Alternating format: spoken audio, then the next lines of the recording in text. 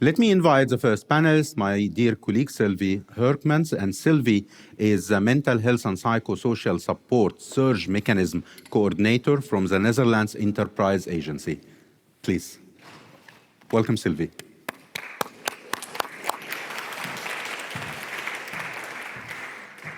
And our dear colleague from Ukraine, Natalie Pidmurniak, and Natalie is a medical resident and youth medical diplomacy and WHO youth delegate. Welcome, Natalie.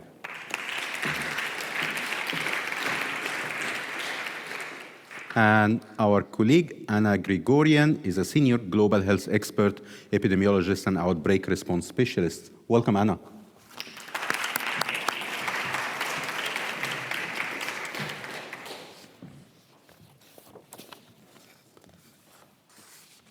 I encourage you to continue. Trust. Yes, there was lots of mistrust. Collaboration, MHPSS, key. These are great inputs. Let's continue to provide inputs. We understand across the years, across the centuries, there are many things which are similar, but many things were unique across countries as well. Collaboration, yes. Two obvious correct answers. Prevention, communication, making.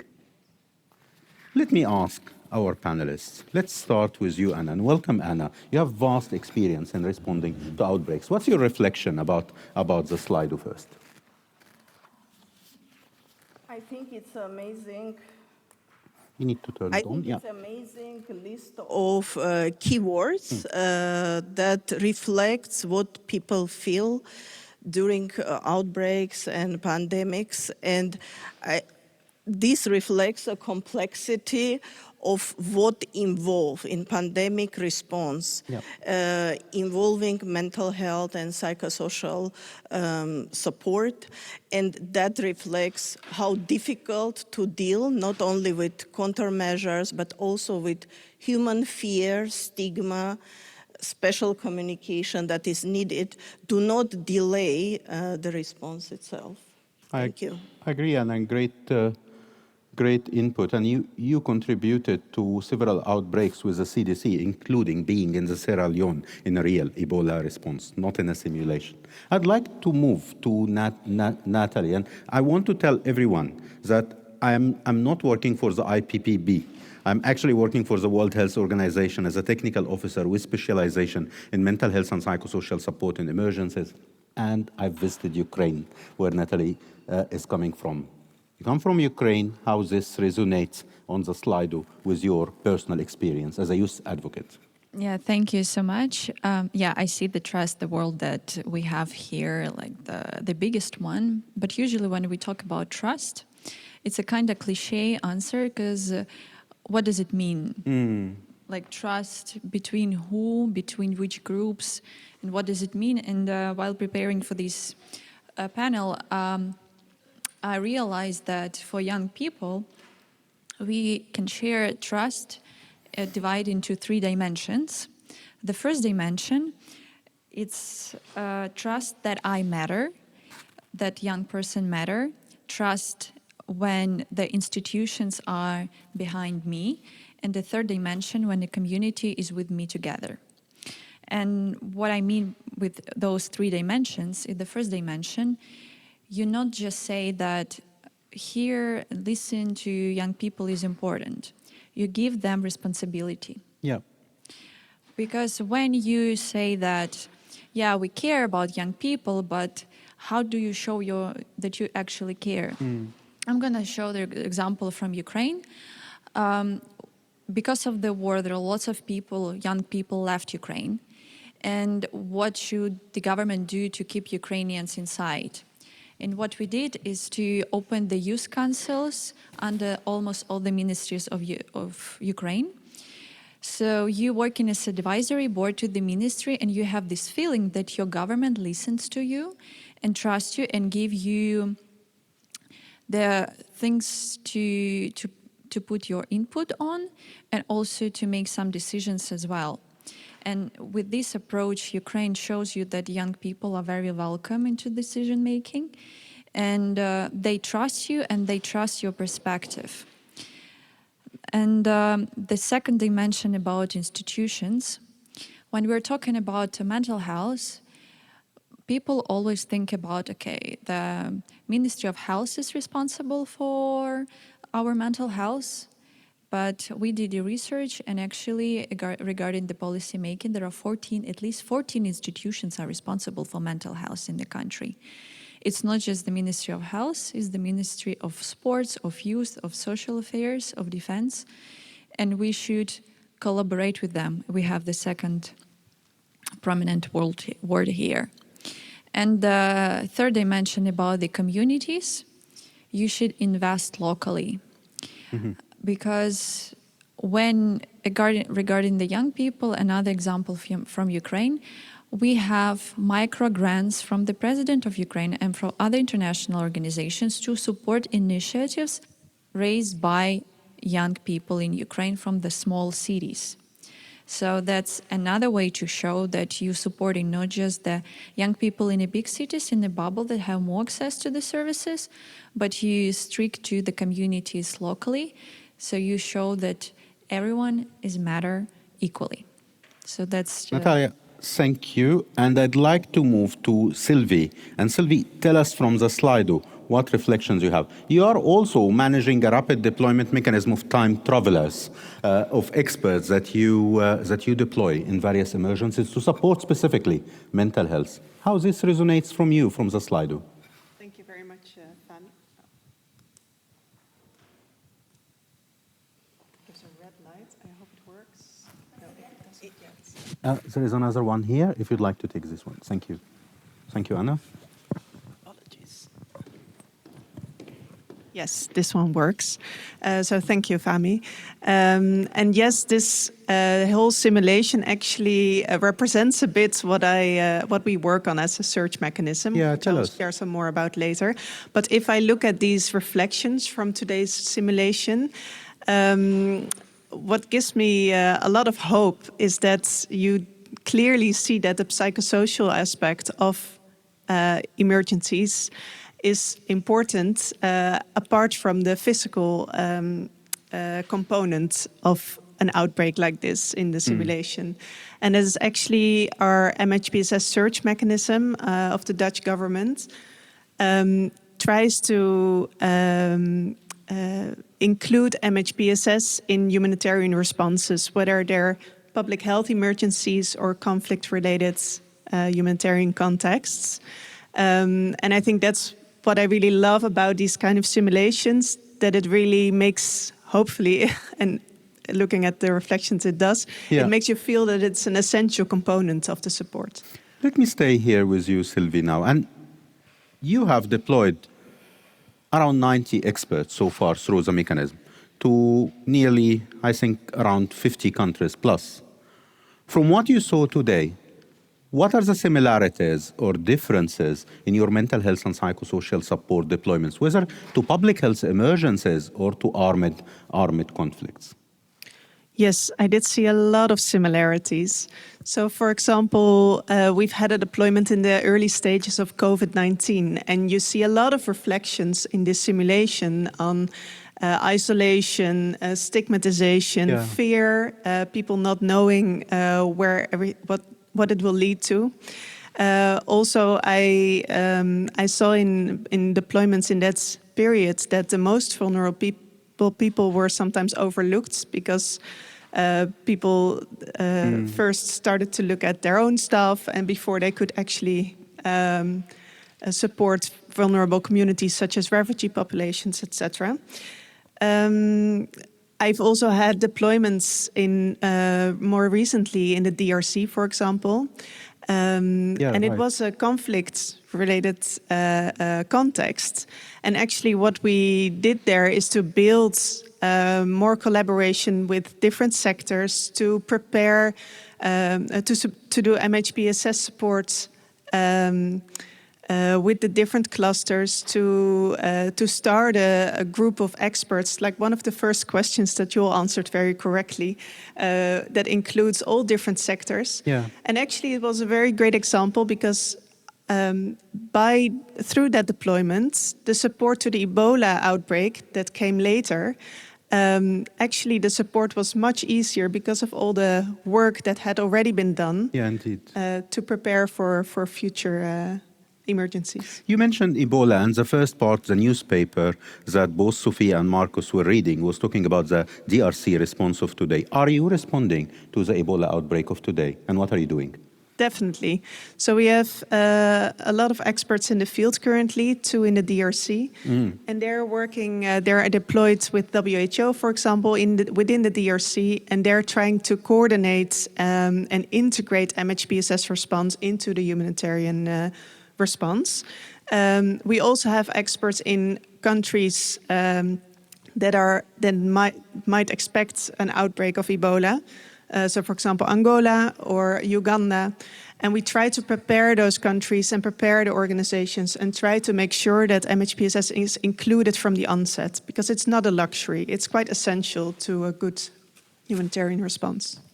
Thank you, Silvi. And I'm keen to hear from Hanna, because Hanna, you were physically present there during the Sierra Leone Ebola response. Can you tell us how you think, from what you saw today, the Sierra Leone response was going or not going beyond the pathogen as one of the key messages of this simulation? Thank you, Fahmy. I just would like to say that for several months I was managing a mental health desk as part of emergency response at CDC in Atlanta, Georgia. And I'm trained neurologist, and since we only have 2 neurologists at the CDC staff, I think the choices were easy that I should be involved. And the desk was very, very helpful, because at that time there was so much uncertainty in terms of the pathogen itself, countermeasures, that bringing an additional basically factor, mental health. I mean, we had the children desk. It was in a way a novelty, because many people, scientists, epidemiologists, they are just focused on the surveillance, on the response itself. And I think in a longer term, it really paid off, because we collected a lot of examples about the stigma in the US, as well as what was happening with the healthcare workers on the ground.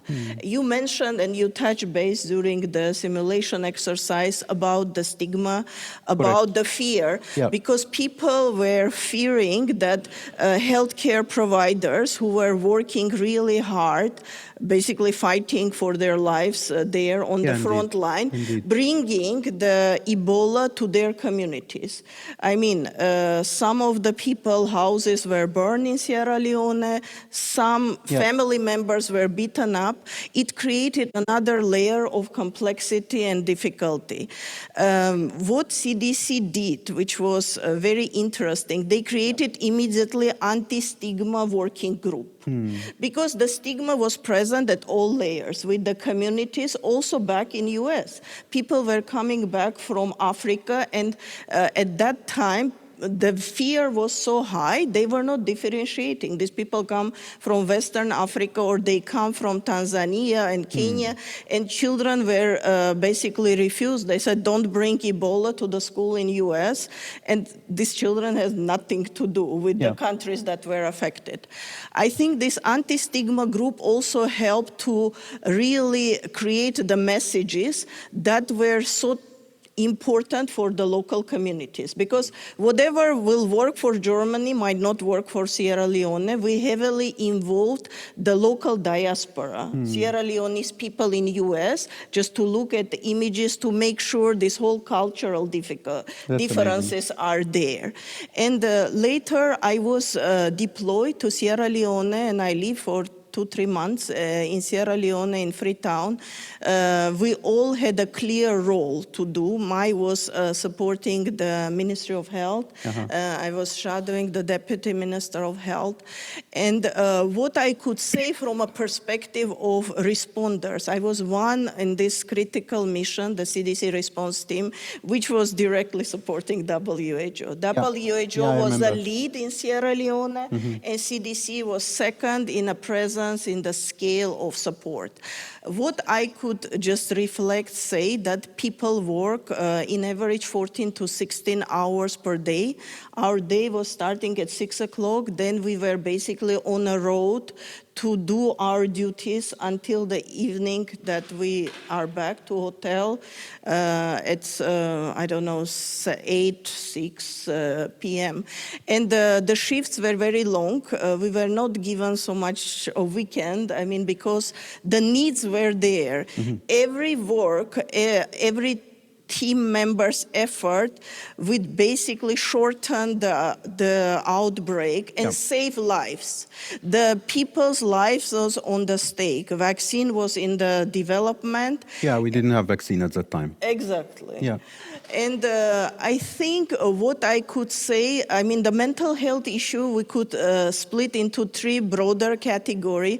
First one was Ebola patient itself. I mean, under quarantine, isolation, these people face tremendous fear. If you are taken to the hospital treating Ebola, they were thinking in their mind how much they have information that they will die there. I mean, lethality was still, the data was shaping. They didn't know the lethality is a 60% or 85%. That's correct. The second one was the healthcare providers and responders. I would like just to give one number. 500 healthcare professionals lost their life across Sierra Leone, Guinea, and Liberia.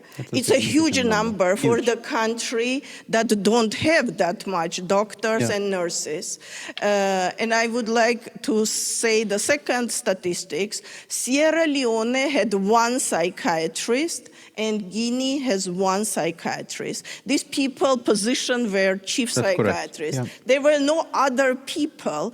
You know, when you face a tremendous loss of healthcare professionals, the fear increase. Yeah. And you need to function in the fragmental healthcare system, which even before epidemic was not that great. Yeah. I think that adds to the complexity, difficulty to organize countermeasures, and I'm so thankful that you have this exercise to emphasize the importance of mental health, psychosocial support. I think just doing this session, you win the game. Yeah. Thank you, and thank you so much. Lots of insights, Anna, from what you two shared. First one is what happened in Freetown. What happened in Sierra Leone does not stay in Sierra Leone, because we know now that we can learn a lot from what has happened in Sierra Leone. But you highlighted a great point about awareness raising. And I want to move from this point to our good colleague, Natalie, from Ukraine. And Ukraine now have one of the largest campaigns I'm aware of in the whole world about mental health awareness raising. How Are You campaign. Can you tell us what TIAC, How Are You campaign is currently doing? What's its objective? And what can we all learn coming from different countries and here in Germany, learn from TIAC? Okay, thank you so much. Yeah, that was the political will of the First Lady of Ukraine. The name of the initiative in Ukrainian is TIAC, that means How Are You in English. So that's a huge campaign, including the uniqueness of this campaign. It's a whole ecosystem of cooperation between the government, between the public, between the private sector, educational institutions, and international organizations. If you go on the website of How Are You, you're going to see a huge website with the materials where everyone can go there and see how there are some techniques about the self-help, how you can approach your community doctors, and what are the issues and how you can address these issues on your own. It's not only about the fancy platform, which is very user-friendly when you go and you see the very beautiful website, very expensive website. It's about building infrastructure that goes under this website. We established 380 centers of resilience across the country. So if you feel like you need help, you can go to the nearest hospital. There is this resilience center, and you can have mental health support, mental health help for free. When we are talking about young people, but it doesn't matter if you're a young person and you realize that mental health is important when inside your family, your parents are not seeing them approaching psychological support. You can be self-aware of your mental health, but if your parents are not still stigmatized about going to a doctor, it doesn't matter how long you go into these centers of resilience if your family is not on the same page with you. I see. So we have to think more broadly, not about the community of young people, but also as a nation. And also what we've done through this initiative is that we introduced the mental health lessons for young children who is going to from 1st to 7th grade. So we changed the framing. It's not about psychology, it's not psychological help, it's mental health. Yeah. And even with this framing, when people are thinking about mental health, we're reducing the stigma of this approach, because before the invasion, coming from post-Soviet Union country, when you're saying, I want to go and see the psychologist, people are thinking you're going to psychiatrist, and then they're closing you in a room with the soft walls. So that's you have to deal with. And when you're entering the acute phase of the invasion, before the invasion, we have just 7% of people who were saying that it's okay to go to the psychologist if you're not okay. In 4 years, it's 17%. With all the horrible things that happened in Ukraine in 4 years, just 10% difference.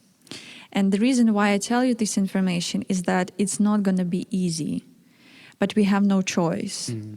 And to build this infrastructure and to invest in them more and more, to understand and to fight with these low numbers, but still, we still have the number of 60% of people who say that, especially young men, who say going and seeking for mental support is still the sign of weakness, that you didn't manage on your own.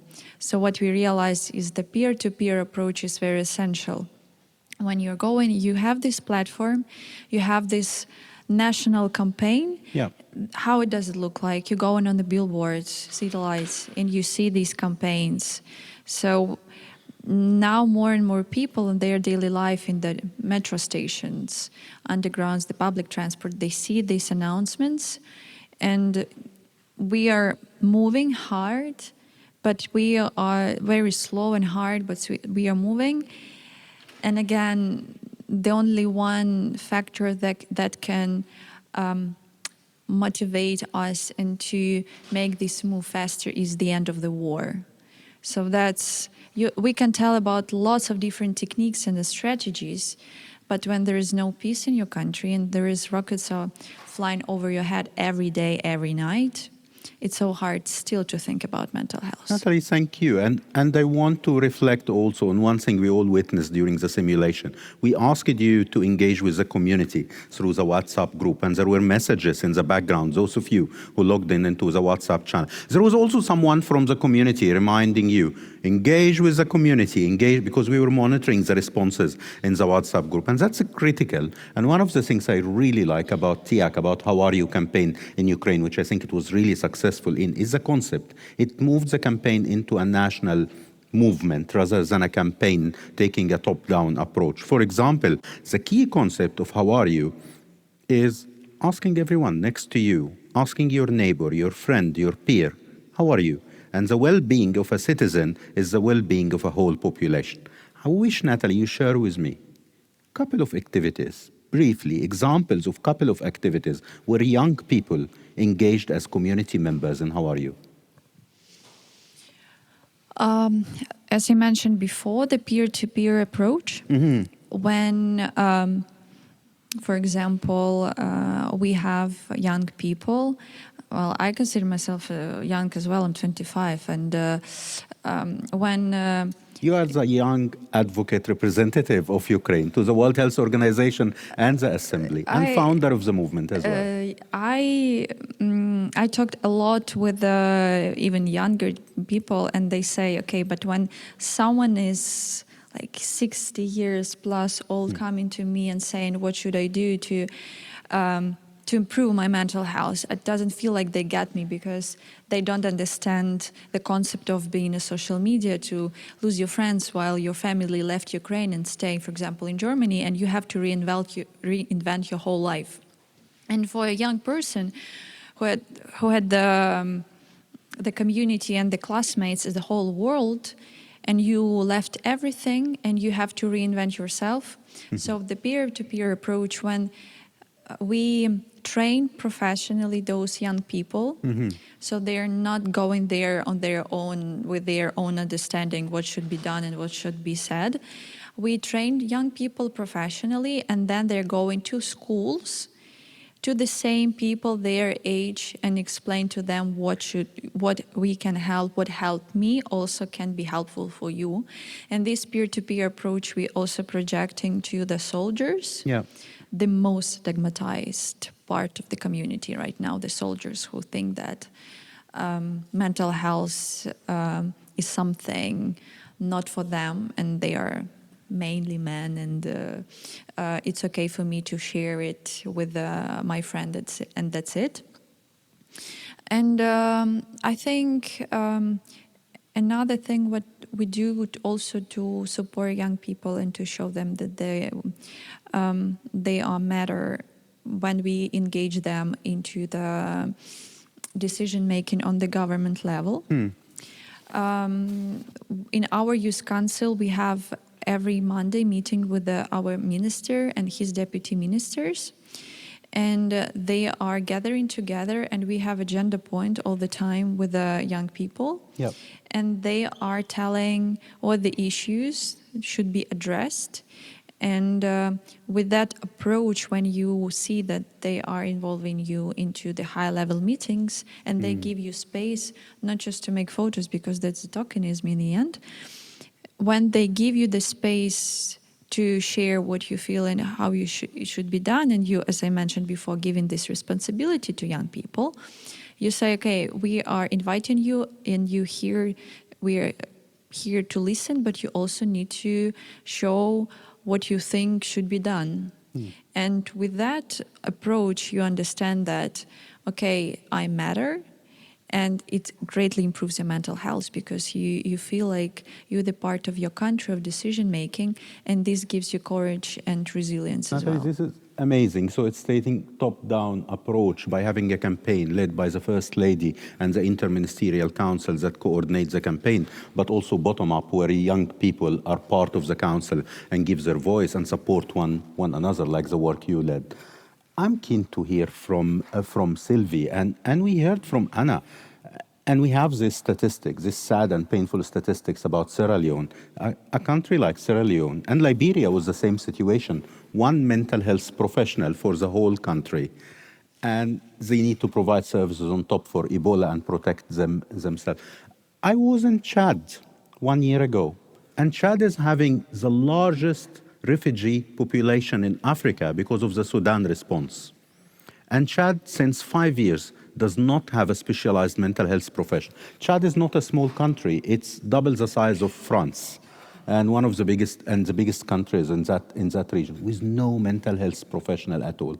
And your work is about sending human resource to support temporarily for task sharing and for coordination. But also, Netherlands has led a global resolution at the World Health Assembly in 2024 for integration of mental health and psychosocial support in preparedness, response, and recovery, a milestone. But that's still a good advocacy tool. And what we see in the ground is that mental health and psychosocial support is not seen as a priority when it comes in practice, because funding limitation currently ongoing. How can we solve that? And any advice from the Netherlands experience? Thank you. Yes, we see that it's often looked at as something that can be dealt with after, but Imagine not being able to sleep or to wash yourself or to see your loved ones, or not being able to feed the family. It all impacts on your mental health and on the mental health of a community. And I think the misconceptions, in addition to that, the misconceptions that what Natalie also described, that it's only clinical support, it's the whole aspect of human beings and their lives in situations of crisis. And I think that's what we try to focus on, to improve the coordination, to integrate humanitarian MHPSS, so mental health and psychosocial support, in the broader humanitarian response. So also in countries such as Chad, where we have sent employees to strengthen the coordination structures, to build collaboration between the different sectors. I think that would be essential to include it in the response. And I hope that's what you captured here in this room during the simulation as well, that it's not something that you can skip, because then you'll miss and the outcomes will not be as effective. Silvi, thank you. I'll ask you questions, and we take some questions from our dear fellow time travelers. And I want to ask the same question. I'm going to ask you later, to you now, to Natalie and Anna, so they can get ready. Silvi, if you were at the port in Lübeck, or if you were the decision maker in San Francisco, or if you were in Hong Kong, or if you were in Madagascar, anything you would have done differently to make sure mental health is integrated in the outbreak response? Listen to the community, include local stakeholders, and try to include mental health in the overall response, because it's not a plus one, it doubles the effect of all the other responses. A great one. Listen to the community. Listen to community, as our dear colleague was telling us today. Let's hear our fellow time travelers. If you have any questions you would like to ask to our dear panelists, please. And thank you, Catherine. Hello, I'm Branwen Hennig. I lead the Global Health Policy Lab. In fact, I have a question to you or the team who did the simulation, and I may have missed it at the beginning. In fact, I have two questions. The first one is this going to be used in the real community? So you have people, like-minded people here who will answer in a certain way. Are you going to use this in, the AfD community or something like that, or with healthcare workers in Ukraine or somewhere? And the second question is, if you have done that already, what was the outcome, or how did it differ? Yeah. I can answer the second question and give the first question to my dear colleague, Catherine. We have not done this already apart from this room. You were the first exposed colleagues to this simulation experience. The decision was at the first time, and it was designed for this particular meeting today. But for the first question, I hand to Catherine, please. Thank you. Thank you, everyone. So yes, indeed, this whole simulation exercise was invented for today, for this exact event. And we will do what we will do with all our materials. We will provide it for everyone who is interested to conduct it with their peers. So if you are teaching at a university, please approach us and do this with your students. Exactly. If you're in an NGO, if you're somewhere else, please approach us, the WHO, and you can use the materials. We have made it in a way just with a PowerPoint presentation, so you can easily conduct it offline, online, wherever you are, super easily with breakout groups, without just write an email to Fahmy or to me, and we will send you the material and give you a heads up what to do, how to conduct it. Thank you, Catherine. And it is intended to be open source. But of course, we will not put it on a website, because if we put it on a website, the whole world will know the answers for the questions and the content, and it will be less exciting to go to the stations and the substations. But we will share it with good facilitators like yourself, who can take it and unpack in meaningful way. This is designed to be shared. Yes. Let's take one more question, please. Thank you, Catherine. Hello, I'm Aurelia Suarez from Heidelberg University. I cannot be more convinced of the importance to listen to community. Yeah. But my question is how? because I'm doing that in many projects, and it's not as easy as it seems. And there are not so much methodology or clarity on how it should be done.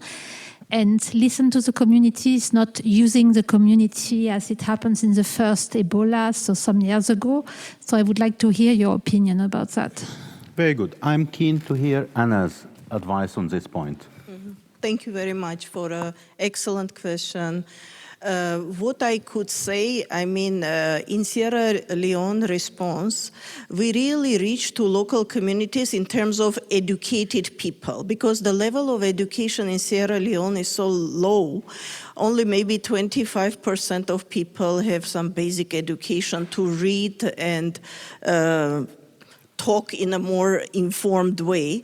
We reach to the priests in the villages, to teachers, the people who are sort of respected, and also for traditional healers. Because when the sickness comes, traditional healers are first to be reached within the villages and far communities in the region of Sierra Leone. Of course, it's very difficult task to consider everyone. Everyone's voice matters, but we need to have a practical and feasible way to consider those voices. We did our best to integrate it. We actually trained volunteers in the villages in the first symptoms of Ebola. We just selected 3 symptoms, and the people took over to just really shorten time that we reveal the patients and also refer to healthcare facility. And the same was relevant with burial, dignified burials, how to work with families. That only could be done through local leadership of the villages. Actually, Sierra Leone did well to establish in each village some sort of a small board to deal with all these issues that linked with countermeasures. That's what I could Hanna, say. thank you so much. And you mentioned CDC supported WHO. One of the key things you supported us at that time also at WHO was a community healing dialogue. And community healing dialogues was an adaptation of sociotherapy, which was used in Rwanda after the genocide. And it was adapted for burial workers who were excluded from the community to help them integrate it back to their neighborhood using the same approaches that was used in Rwanda. Our dear colleague here have a question. Yes, hello, my name is Boas. I'm with the German Medical Students Association, and thank you for your great insights. You have briefly touched upon the importance of social media when shaping the impact of our campaigns. Is there any data or are there any special approaches you take to shape a positive outlook or do good with the use of social media? Because social media is often used to create fear and split. Very good question. I have a response from global level, but I'm keen, since you are also from the Medical Student Association, to hear Natalie. Are you engaged with young people through social media in Ukraine? Yes, of course. Of course.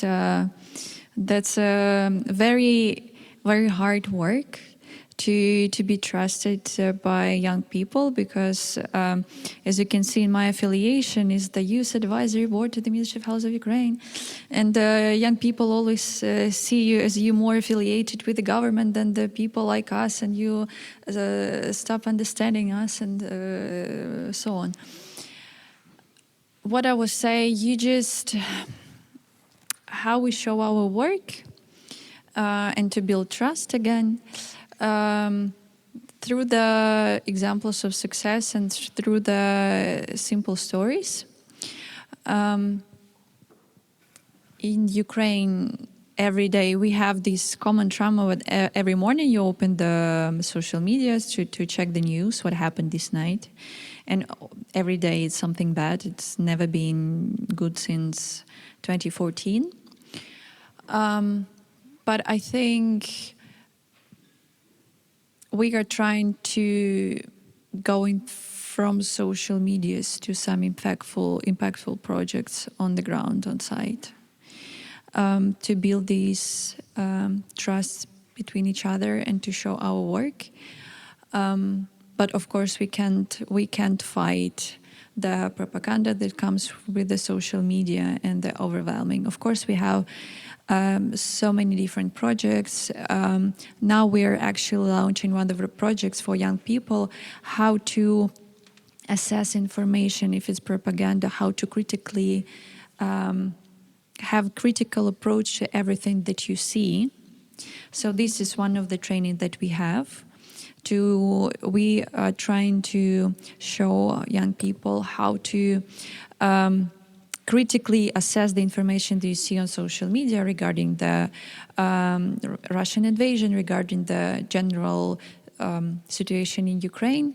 But of course, our main mission is to grow from one project on the full-scale level, on the government level. And with this, we're talking with the Ministry of Education to include these courses as a mandatory course for all young people, how to critically assess the information in social media. That's what we are doing, and it's a very hard process to change the curriculum in the country with 38 million of people. Thank you. Natalie, thank you. Great answer. And I want to share also with our colleagues that this is one of the pillars of any response. It's called RCCE, Risk Communication and Community Engagement.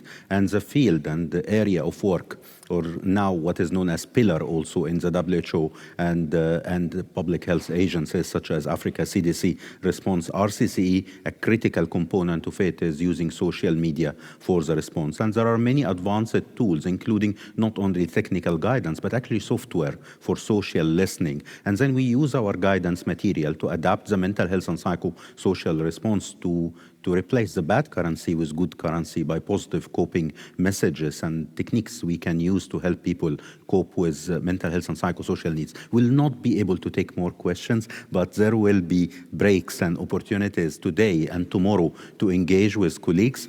I want to come back very briefly in the remaining couple of minutes to Hanna and Natalie. What would you do if you were a decision maker in this simulation to integrate mental health and psychosocial support in outbreak response? We are running out of time. I will be maximum brief. Yesterday I was walking in the streets of Berlin and I saw T-Mobile with the word togetherness. Yeah. I really like it, and I think when we talk about the global collaboration, togetherness, really a good word that fits with this session. We already touched about communities, multidisciplinary approach, multi-sectoral approach, and running priorities.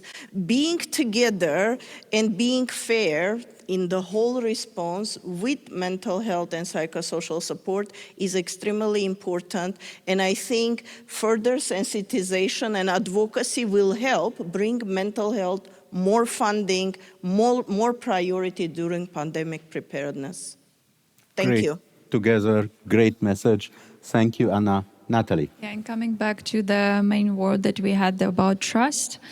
And as I started with 3 dimensions, I would like to end with 3 dimensions, that trust in yourself gives young people confidence, trust in institutions gives the security, and trust in each other gives us resilience. So I think that's 3 main That's a great ideas. one, Natalie. Thank you so much. I thank our dear panelists. Please thank them with me.